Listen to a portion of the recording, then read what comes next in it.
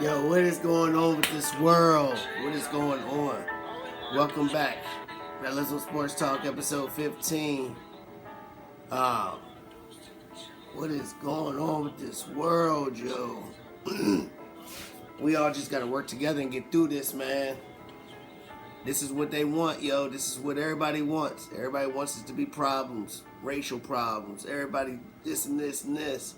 Everybody's having financial problems. I mean, it's just mass hysteria, mass chaos. It's not good news. We got to stick together, man. We got to stick together and get this done, and get it done the right way. Sorry that the show has to start off like that on somber notes and things like that, but they just had to be said. You know what I'm saying? And I'm not saying every cop or every law enforcement or whatever is a bad person, but they always say one rotten egg or ruin the batch, or one rotten apple ruins the batch, right? So we starting to see a lot of these apples that are rotten show up a lot more than the good ones. And I know there's a lot of good ones, and I appreciate those ones out there, but when you see videos of people doing certain things and there's like 5 other cops around doing nothing, maybe it's more than one rotten apple in that bunch. You really got to look at it that way. But I'm not gonna harp on that for a long time. We all have our opinions on that kind of stuff. The world's already in a sad state right now, so let's get into some sports talk and let's debate some stuff. Lots of comments, a lot of replies on the last episode. First thing we're gonna talk about was AB, Antonio Brown. A lot of y'all talked about him, this and that. I feel like I was really the only one talking about that he's gonna come back. I really think that y'all think that he's done. I mean, I know he's crazy. I know he's got to work on himself, but with all this isolation and everything, he better have been doing something to work something out. I just think a talent that good, man. I just feel like he's gonna play. I mean, look at T.O. T.O. was a knucklehead. He ain't never do all. I ain't trying to compare the two, but he bounced from team to team to team. And the Patriots took a shot at him last year, and that's the Patriots. You know what I'm saying? That's the Patriots. They shot him last year with pending stuff going on. So I think somebody's going to take a shot. And I think it's teams that on the cusp and they need to win. I think Pete Carroll needs to win another ring to validate Pete Carroll for that mistake. Not giving Beast Mode the ball on the goal line. He could have been one of the best, teams ever, winning those 2 Super Bowls. But he only won 1, so people are just going to look at it like, And then Drew Brees. Drew Brees got 1. He's a Hall of Famer, one of the best ever to do it. Sean Payton probably will be a Hall of Famer one day. They have all these stats. But do you want to be a Peyton Manning stat where you just accumulate stats and you just win one big one? Well, I guess he won 2. The defense really gave him the second one, but it happens sometimes. But I think the Saints need to win another one, and I think their time is running out. I mean, you bring in Emmanuel Sanders, and you got talent everywhere. That team is loaded. They should have been in the Super Bowl at least 2 out of the 3 past years. I mean, they really should have been. And I think Antonio Brown's the kind of guy that he knows it's going to be his last leg, and the Saints know that it's their last leg, especially with Tom Brady in your division now. You know what I mean? I just got this weird feeling that it's one of them 2 teams, and I think it'd be the 2 teams that would benefit the most from. They both got something to win together. Just my opinions on that. I know a lot of people say that he ain't gonna play because he's a knucklehead. Hey, knuckleheads don't make it in life unless you're super talented. As we can see, if you're super talented at anything, any profession, you're gonna get chance after chance after chance after chance. And we all know people like that. And we all know people that are super talented that don't get those chances just because of some other thing. So, hey, we know how it works. Another thing that it was funny, I never even thought about it. I think Keith brought it up. He said, do we mind that Michael Jordan is like a garbage human being or something like that? I said, dang, Keith, a garbage human being. I started thinking about it. I was like, is he a garbage human being? And then it's like, maybe he is a garbage human being. And nobody took time because he's always kept to himself. You know what I'm saying? Even though he's doing the shoes. I mean, this dude done sold the same pair of shoes, retros, over and over and over again. He's just laughing at society, yo. He's just laughing like, yo, go get my retro ones. And people still spending all this money on this. It's ridiculous. Drives me crazy. But hey, can't hate on it. You know what I mean? People still buying the jump man shirts. People buying all the... I mean, hey, you know what I'm saying? I can't hate on it because I do too, so. But does it matter that he's a garbage human being? I feel like it doesn't affect our life. I feel like we got garbage human beings everywhere. Look at society. Look at high-profile people in different places. Are they garbage human beings? Do we care? I'm just saying, you know what I'm saying? We could look every corner and see a garbage human being, but they don't affect our lives. We don't really care. We want what you can do for me. You know what I mean? That's what the world is. The world's about what you can do for me. That's the way they make it sound. And Jordan ain't doing nothing for me, so I ain't really paying no attention because he ain't coming at me about nothing. So I don't really look at his personality and things like that. But does it matter to anybody else? Does anybody go stop buying his shoes now? Or anybody go stop buying his stuff now because we think he's a garbage human being? I don't think it matters. Another thing, y'all talked about the playoff reseeding. And I think this was Keith too, yo. Another good point, yo. He said, because I had asked, is it going to be an asterisk by the champion for this year for the delay and all that. And I didn't even put into a point about the playoff reseeding. And he said, if they reseeded like 16 versus 1 and all that, it's going to be even more of an asterisk beside it because it's something new. Like, you're changing everything. So, I was excited about 16 and 1. Like, ooh, and then I was thinking about it like, you might be right. Maybe we should wait till next year to do that. Because this year's already got enough complications in it. Don't make it just a big mess. If you're going to just make a whole big ball of mess, just don't even do it at all. You're just throwing everything into a blender hoping it's going to taste good. Nah, just wait. I think so too. You changed my opinion on that. I think they should wait till next year to do that. So what y'all think about that? You think does it matter? Will it change your mind if they did the 16-1 and 15-2, whatever?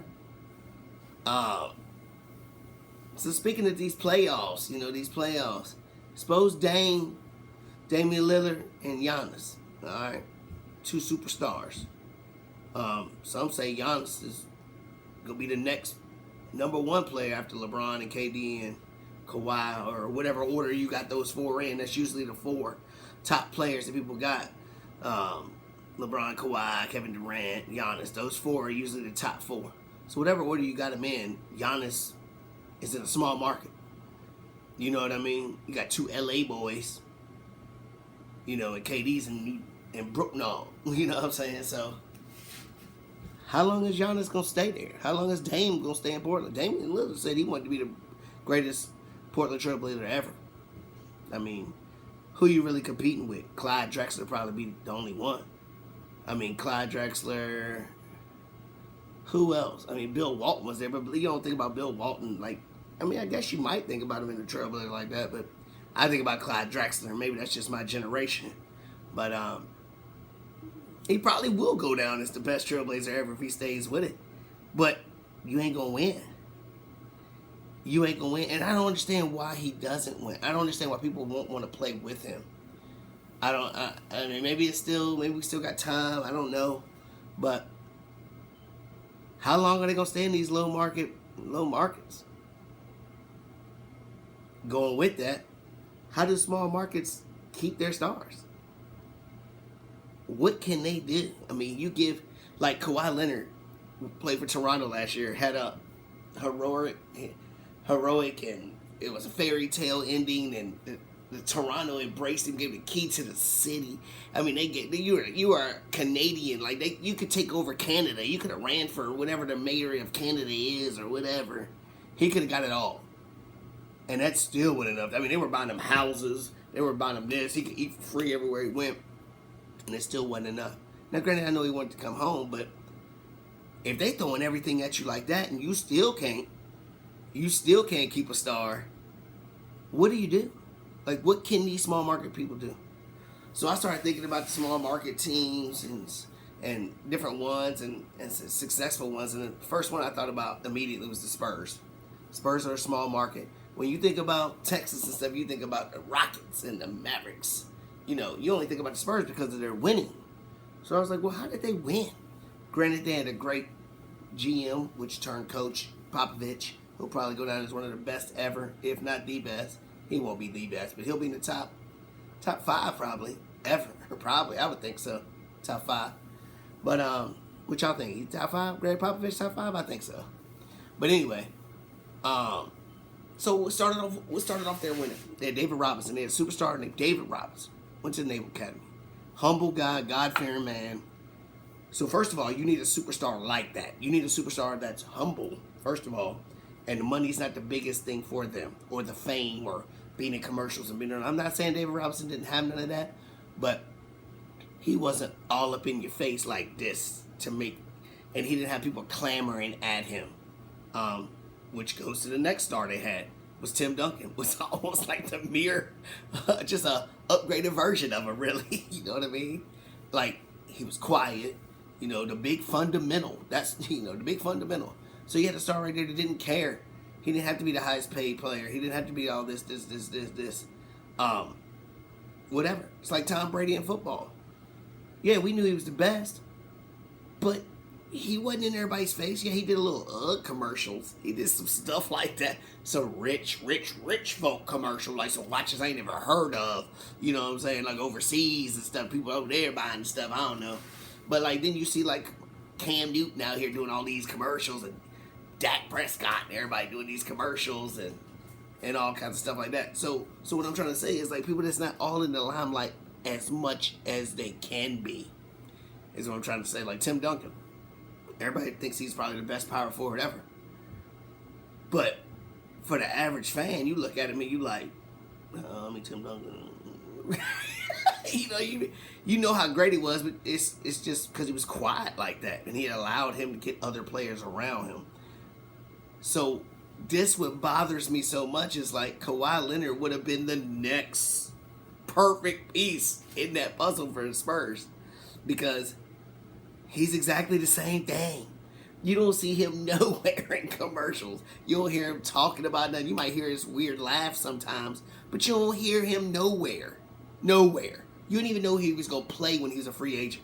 He ain't have no press conferences talking about this, I'm doing this. You ain't see no people saying, oh, he's on a plane, da-da. And people tried to find him. You couldn't find him nowhere. He didn't want to be seen. He wanted to be by himself. He just wants to play ball, win, and laugh. And that's about it. And for them not to work in San Antonio, they royally screwed up. Because that was their superstar. So now I don't know what teams like the Spurs are going to do going forward.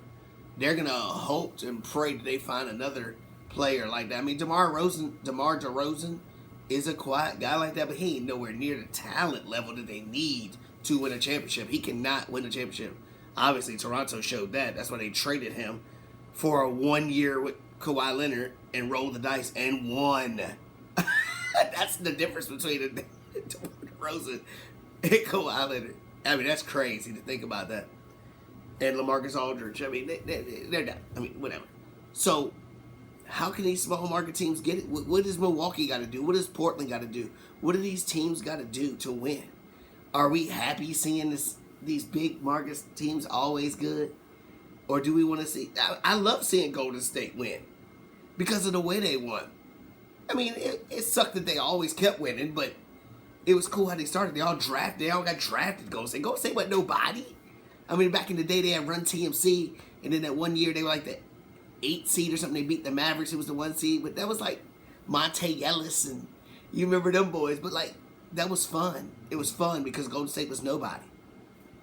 And now their players will stay there probably, we think, because now you done wrapped up your core pieces. But what's Giannis going to do? If Giannis don't get no more players, they should have already got him a legitimate number 2 by now. Chris Middleton is not a number 2. You let Malcolm Brogdon go, who was going to be that dirty type player. He was going to be that player that bust some threes, play some defense, rebound. He's going to be one of those kind of leaders that was quiet. That's quiet. Those are the kind of players like Malcolm Brogdon that people want on their teams when they have superstars. When you have one or two good super duper stars, you want players like Malcolm Brogdon around that he don't need all the hype and all the pub, but he's gonna bang big shots and play big D. That's what you want. Something like that. Like an Iguodala. He's like an Iguodala pretty much. Iguodala, Malcolm Brogdon, those kind of players. And that's why he was a glue for Golden State like that. But Portland, I mean, what are they gonna do? I mean, you got a backcourt that's crazy. Now they got the big dude that's hurt. You know, whatever. I just feel like they're just never gonna be enough. Never. It was fun seeing Carmelo play with him, whatever. But I wish it would have been Carmelo back in the day. But then again, they can't share the ball. It's not enough balls for them. They need somebody that can get rid of the ball. Like, you know, both of their guards are two guards. You know what I mean? You got another guard in Carmelo Anthony who playing forward that wants to shoot the ball all the time. I mean, so it's like, But I don't know. Any ideas of what small markets can do? I don't know what they can do. Maybe the league can do something as far as how much money everybody can spend. Or something. I don't know. They have to figure out some kind of way to even that out, because I feel like it's gonna start getting towards like baseball, where certain teams are always gonna be there, whatever, and then it's gonna be like, The bigger teams will always find a way to get a trade. Like when my Lakers found a way to get Shaq from Orlando. I mean, look at Orlando. Orlando was nobody, but then they drafted Shaq, drafted Anthony Hardaway, drafted Nick Anderson, and then the Scott and all them. And they went to the finals. And they were a legitimate team. And I know Anthony and Shaq had some words or whatever, but you know, that was fun seeing a new team, expansion team, Orlando. You know, so I worry about these small market teams. Now, don't get me wrong. I'd love to see LeBron leave and Giannis come over to LA. You know, I'd love that. You know, I'll take that. but I mean, it's fun when there's more teams involved. It's way more fun. More teams involved. Sleepers, NBA playoffs, they're coming. NBA plans to restart. The NBA plans to restart. So, I think Brandon said it best. I already have my teams who I think is going to win, because I agree with Keith. But I think Brandon said it best. The sleeper teams in the East, the one sleeper team in the East is the Heat. I think the Heat's the only sleeper team. And when I say sleeper team, I think somebody can make an upset in like a later round. Not in the first round, dude. In like a later round. Like if the Heat get a good matchup, I think they could win. And then in the West, I think it's the Nuggets. I agree with that. I completely agree with that, because I think Houston, I think it's both LA teams, and that's it. I don't think anybody else, I don't believe in Houston, but I think the Nuggets' chemistry in their team and their depth of their team. And they've been successful. I mean, they went far last year. I mean, you know, so I think I agree with that, Brandon.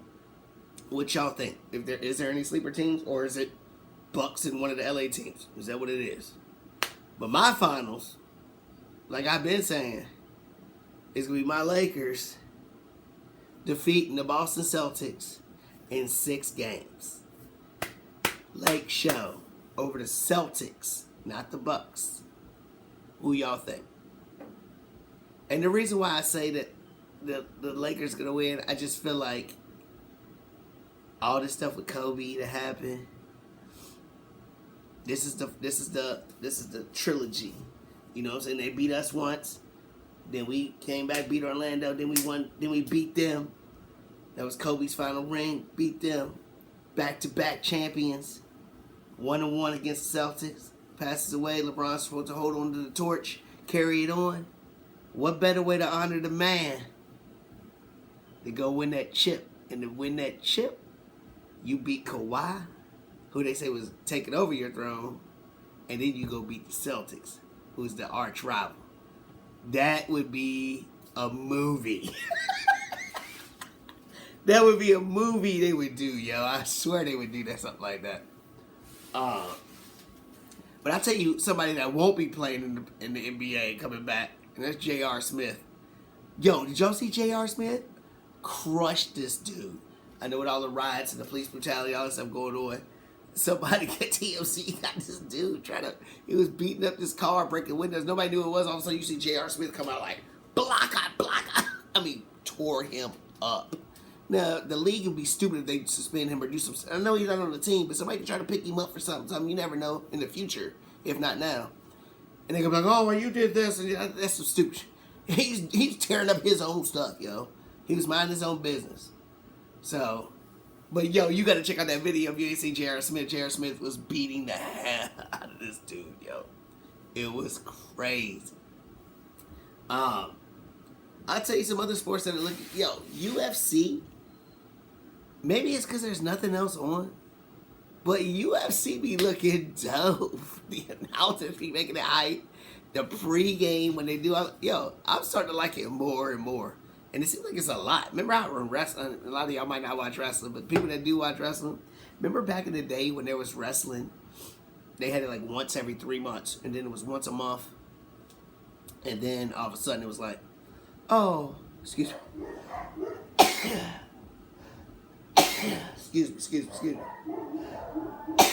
Oh my gosh, excuse me. And then it was like, oh, we got 2 brands, so we're going to have our pay-per-view every 2 weeks, and you have yours every 2 weeks, so it was 2 every month, which was stupid. I feel like USC's doing some stuff like that, yo. It just seems like it's just too much going on, yo. It's too much of it, but there ain't nothing else going on, so it's cool. Somebody else that's doing good, and I don't even watch a whole lot of baseball, yo, for real. Not anymore like I used to when I was younger. The Korean Baseball League.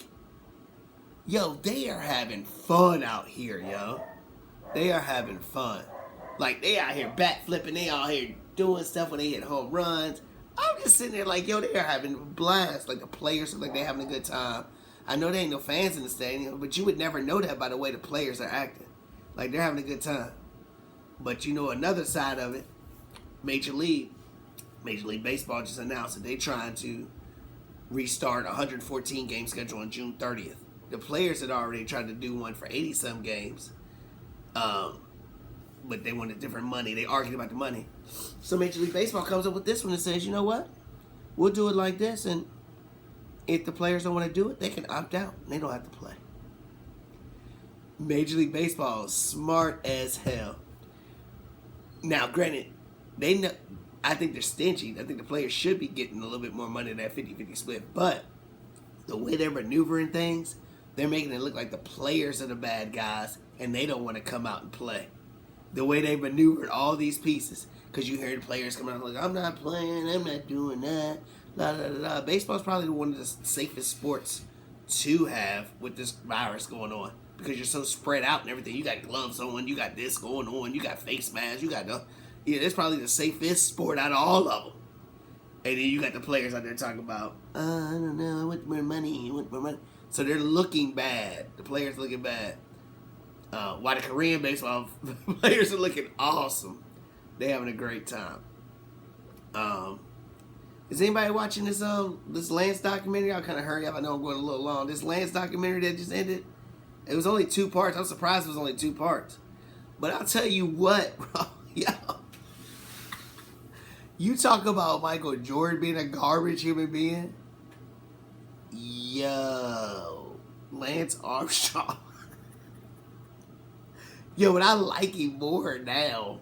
I don't know, maybe it's just that I love the mentality of people that want to win and conquer their sports and everything so crazy, so bad, and are willing to do whatever it takes to do it. Because he was just out here raw and candid just saying, yo, I did this. And to this day, I still don't like such and such riders. I still don't like them. He's like, y'all over there shaking hands with them? You know what I mean? That's crazy to me that you still got animosity like that. But that's what it is. Like when we talk about Jordan and Isaiah, same thing, yo. You still got animosity. Like, nobody wants to see nobody shaking hands with your enemy. I don't care if y'all ain't playing against each other, it's still your enemy. I don't want to hear none of that, yo. But the things that he did and said about people was crazy, yo. And then they're interviewing him, he's saying different things. He was still Lance being Lance. I don't think he's sorry for nothing he said. I don't think so. And if y'all didn't see these 2 episodes, I'm telling you, it's more than just cycling, yo. You gotta watch them jacks. It was crazy. It was crazy.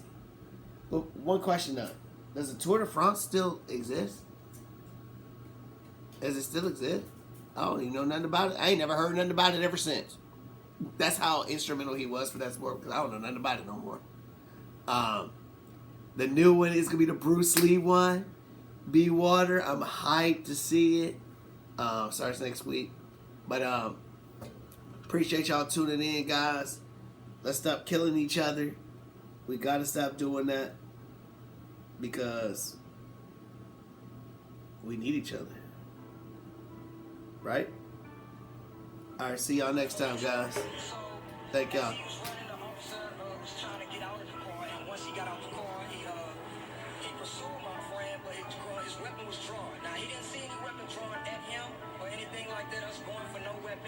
His weapon was already drawn when he got out the car.